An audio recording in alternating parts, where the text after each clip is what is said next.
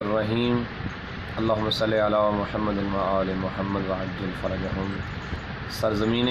کربلا کے حوالے سے ہماری گفتگو جاری تھی، جس کا اگلا حصہ آپ کی خدمت میں حاضر ہے، 7واں حصہ،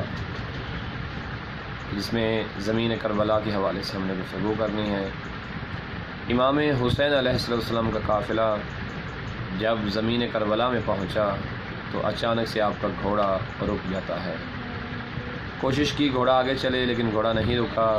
پھر ایک اور گھوڑا منگوایا گیا، گھوڑا تبدیل کیا گیا لیکن وہ گھوڑا بھی آگے نہ چلا، ایک اور گھوڑا لایا گیا، وہ گھوڑا بھی آگے نہ چلا۔ لوط بن یحییٰ راوی کہتے ہیں کہ 7 سے 8 گھوڑے تبدیل کیے گئے لیکن گھوڑوں نے آگے حرکت نہ کی۔ امام عالی مقام نے اپنے اصحاب سے پوچھا کہ اس زمین کا نام کیا ہے؟ کسی نے کہا اس زمین کو نینوا کہتے ہیں، کہا اس کا کوئی اور نام، کہا اس زمین کو غازریہ کہا جاتا ہے، کہا اس کا کوئی اور نام، تو کسی نے بتایا کہ اس زمین کو کرب و بلا کہتے ہیں۔ جب کرب و بلا سنا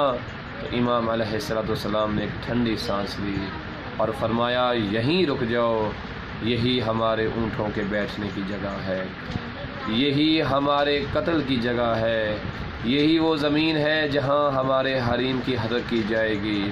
یہی وہ زمین ہے جہاں ہمارے مردوں کا قتل کیا جائے گا، یہی وہ زمین ہے جہاں ہمارے بچوں کو ذبح کیا جائے گا، یہی وہ زمین ہے، یہی وہ خاک ہے جس کا وعدہ رسول خدا نے فرمایا تھا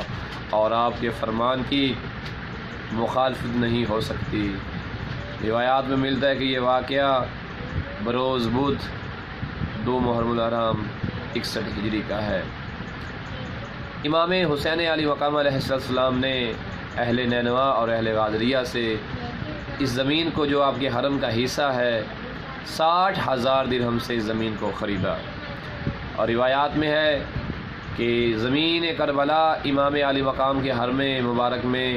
چاروں اطراف میں 4 میل کی مسافت جو ہے وہ آپ کے حرم کا حصہ ہے، اور امام نے فرمایا تھا کہ یہ زمین ہمارے چاہنے والوں کے لیے حلال ہے اور ہمارے دشمنوں کے لیے حرام ہے۔